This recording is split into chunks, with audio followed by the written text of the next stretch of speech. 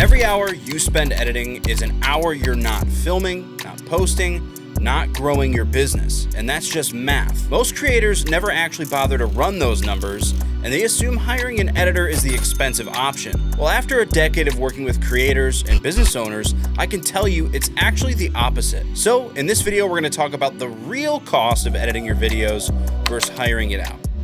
Number one, the time cost. Let's start with the number most people already sort of know, but never actually pay attention to. A 10-minute video takes the average person about 6 hours to edit.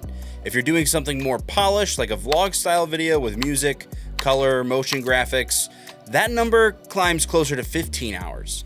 And if you're newer to editing, it can be even more than that, because you're not just editing, you're also figuring out how to edit. Now here's where it gets real. If you're posting twice a week at 6 hours of video, that's 12 hours a week. Over a year, that's over 600 hours. If your edits lean, more polished, you're closer to 1,500 hours a year. That time's just gone. Not filming, not responding to clients, not building the parts of your business that actually make you money. To put that in perspective, 1,000 hours is 25 full 40-hour work weeks. That's literally half of your year spent behind your computer screen editing. And here's the part that kind of hurts. None of those hours really show up anywhere. Nobody sees the 6 hours you spent last Tuesday. They just see a 10-minute video on YouTube. And all that time is invisible, which is why most people never stop to even add it up. But time alone isn't the only thing that is costing you. Number two, the opportunity cost. What's an hour of your time actually worth? Not what you wish it was worth, but what is it actually worth based on what you do with an hour when you're not editing? If you're a business owner using content to bring in clients, every hour you spend editing is an hour you didn't spend on a sales call, didn't spend following up with a new lead, didn't spend actually delivering the work that pays your bills. If content is how you get clients, then every hour behind the timeline is technically an hour you spent not growing your business. Let's run the actual numbers real quick. Say your time is worth, $50 an hour when you're doing the work you're actually made to do.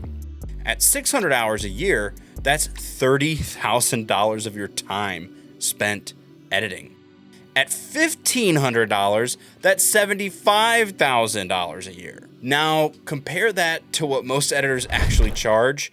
Even a strong, experienced editor like me is very rarely costing you anywhere near what your own time is worth once you actually price it out. Most people never even make this comparison.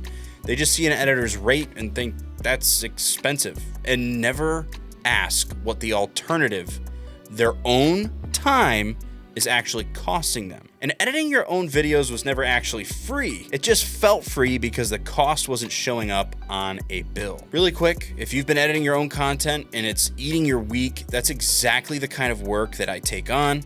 Links below if you want to see if we're a fit, or you can just text me, call me, scan the QR code. Number three, the quality cost. Now, this doesn't just show up as hours or dollars, it shows up in the video itself. Think about the last video you edited late at night, or the last one you rushed because you had a posting deadline. Your first hour of editing is usually your sharpest. You're catching every awkward pause, every place the pacing drags, every spot that needs a cut. But your fifth hour, your eighth hour, you're tired. You start letting things slide, saying that pause is probably fine. It's a little slow, but whatever, it's not a big deal. And you tell yourself you'll fix it later, but the time never comes because the video's already due in 30 minutes. That's not just like a discipline problem, that's just what happens to anyone after hours of repetitive, detail-heavy work.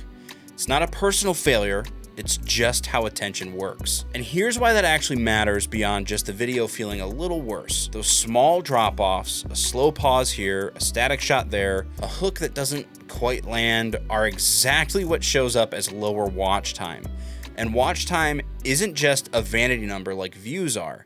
It's one of the biggest signals platforms use to decide how far and where to push your video. So a tired edit doesn't just feel slightly worse to you, it can actually cap how many people even see the video in the first place. Editing your own content costs you in three ways: the hours themselves, what those numbers could have been spent on instead, and the quality that slips once you're too tired to make it right. Now, editing your own content isn't wrong. Plenty of people should still do it, especially early on. But if you've never actually run the numbers, you might be losing more than you think. If you want to know exactly what a professional edit actually changes, I broke down a real before and after from a client of mine from 5 years ago. Go watch that one next.